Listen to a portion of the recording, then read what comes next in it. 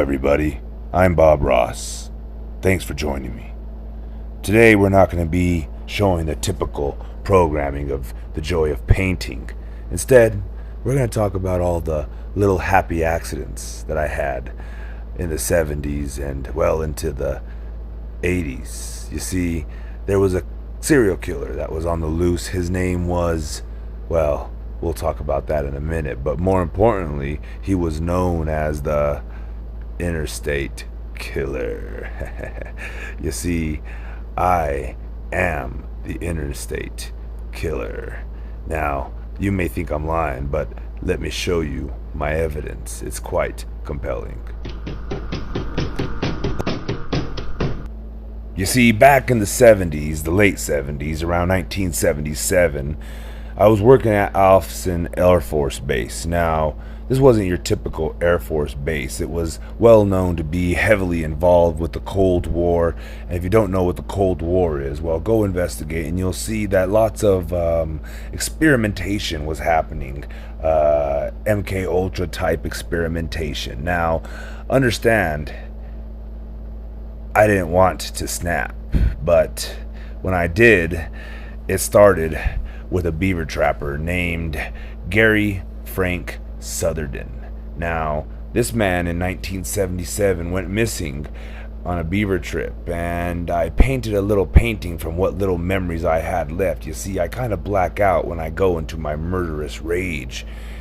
Anyway, there was another man, you see, and the CIA helped me cover up all of the murders I was committing, and one of the poor saps that got blamed for 5 deaths that I caused was Thomas Bundy, also known as the North Pole Killer or the Arctic Killer. Now, some of y'all may have heard of this man. This isn't the normal, typical serial killer. This man didn't admit to nothing and was murdered or died under mysterious circumstances. Definitely wasn't the North Pole Killer. You see, the North Pole Killer killed Glinda Sodeman.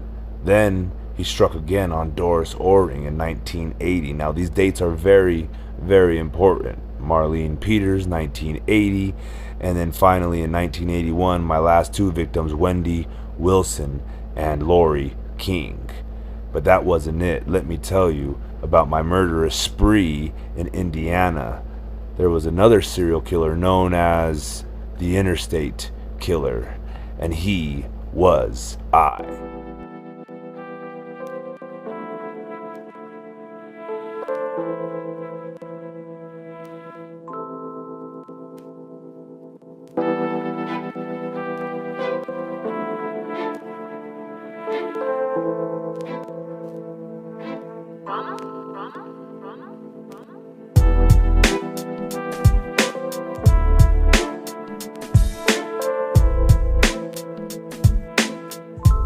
You see, when I made it out to Muncie, a string of murders began that lasted for, 2 years about. Now, the CIA blamed it on this Larry Eiler guy, known as the Highway Killer or the Interstate Killer. And as you can see by the blue dots here, he killed pretty much right near me. Now, Muncie was real close to me, and it was real easy for me in my camper to go up and down the interstate, dismembering them and chopping them up in my camper and throwing them to the wolves, if you will, off the interstate. Now, I continued my rampage in Daytona and Orlando later on in life, but this story is about my MK Ultra training and not training so much, but pretty much how I came to be. So you see here, battles in war, Cold War, a master sergeant. Wasn't really that smart or good at what I did, but I was known as a mean son of a gun, let me tell you.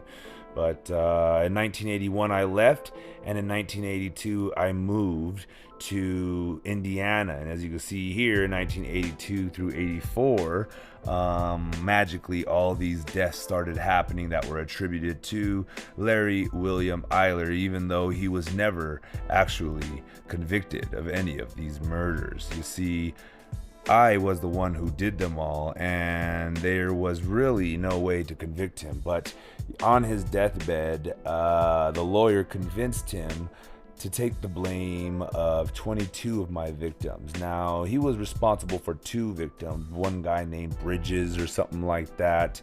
But he was caught on a polygraph lying to the fact that he didn't kill this Bridges guy. Now, in other words, the man never killed a person. Not a single person ever. It was all me, you see.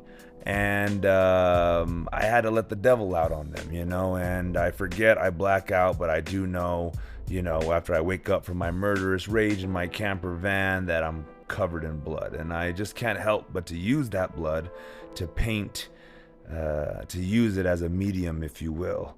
And, well, you know the rest. Check out the DNA in all my signatures. Anyway, back to the story. You see, it all makes sense. Let me try to recap this for you real quick. Back in 1977, I was starting my murderous rampage, let's just say, like I told you, with the Beaver Trapper and with the 5 girls. Now, the FBI was hot on my trail. They were looking for a soldier at Eielson Air Force Base. Now, I hightailed it out of there and landed in Muncie. Now, the FBI came out later and said that they were looking for a man that had recently left Anchorage, Alaska. They were looking for this North Pole killer. They ended up blaming it on that other guy, that Thomas Bunday guy. But for me, I escaped there when I saw that they were hot on my trail. Now, what are the odds that a serial killer is active while I'm up there? The FBI is actively interviewing and suspecting everybody that has moved from the place after 1981, and that was me. You see, I was one of the suspects on the suspect list. Now, I then moved to Muncie, Indiana, where magically, randomly, sporadically, surprisingly, not to my handlers, of course, I went on another crazy murderous rampage that lasted 2 years. You see, I landed in Muncie, and the highway killings began, and they stopped just as sudden as they began. You see, I left to Orlando in 1984. 85-ish, and that's when the murders all stopped, and then they were blamed eventually on this Larry Eiler guy, but I was clear and gone out of town. That's my MO. You see, when they were looking for me in Alaska, I moved, continued my murderous spree down in Indiana.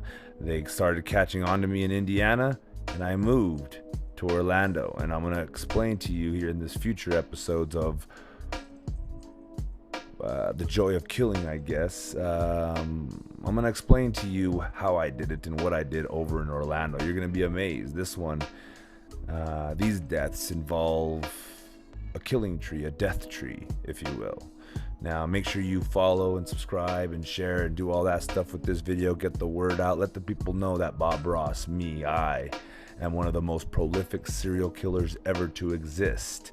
Some people estimate my kill body count, whatever, to be in the thousands, but it's about 1,000 if you consider my paintings. I painted the same spot 3 times in each painting, so I have 3,000 paintings with 1,000 spots picked. And right now, with the highway killer, the interstate killer, and the North Pole killer or the Arctic killer, my body count is at 30, and it's gonna rise to 35 as soon as I land in Orlando.